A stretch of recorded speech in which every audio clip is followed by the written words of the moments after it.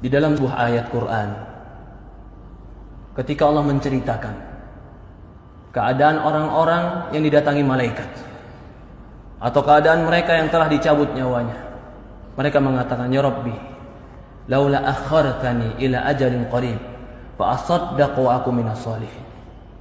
Ya Allah, ketika datang malaikat kepada dia ingin mencabut nyawanya, ketika dia sudah didudukkan dalam kuburannya, ketika itu yang dia minta kepada Allah cuma satu, Rabbi laula akhartani ila ajalin qarib.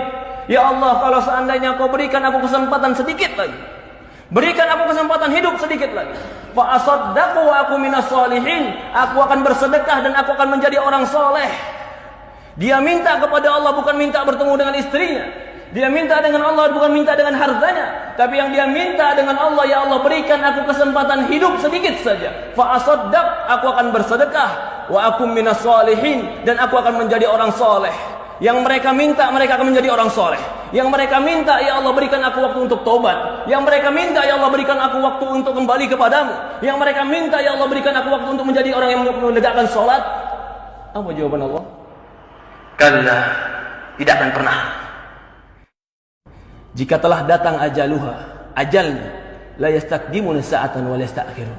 Tidak akan pernah diakhirkan walaupun sesaat, dan tidak akan pernah dicepatkan walaupun sesaat. Inilah para ulama mengatakan, kesempatan hidup dalam ibadah itulah kesempatan yang terbaik.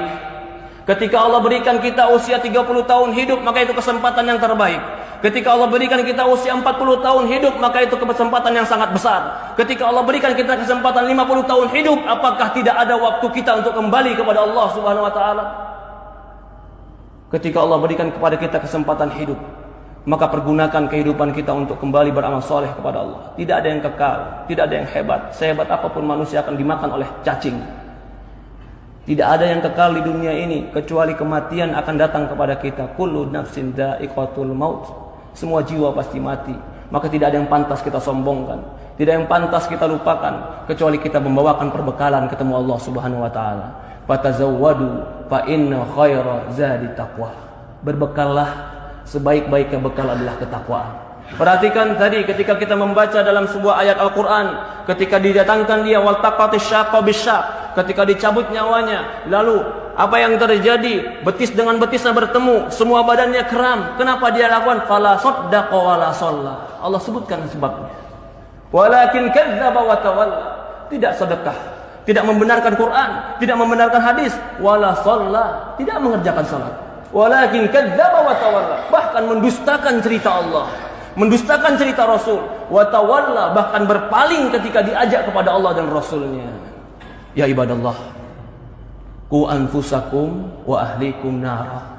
Jaga diri kita dan keluarga kita dari api neraka. Yang menceritakan ini semua adalah baginda Nabi kita Sayyidina Muhammad sallallahu alaihi wasallam. Shadiqul masduq, yang jujur, yang benar, yang diutus kepada kita untuk mengajarkan kepada kita ilmu agama. Semoga Allah Subhanahu wa taala berkahi kita. Semoga Allah Subhanahu wa taala memberikan kepada kita ketakwaan. Semoga Allah Subhanahu wa taala mematikan kita dalam husnul khatimah. Semoga Allah Subhanahu wa taala memberikan kita kekuatan untuk beramal saleh. Semoga Allah Subhanahu wa taala menolong kita untuk menjadi hamba-hamba yang bertobat.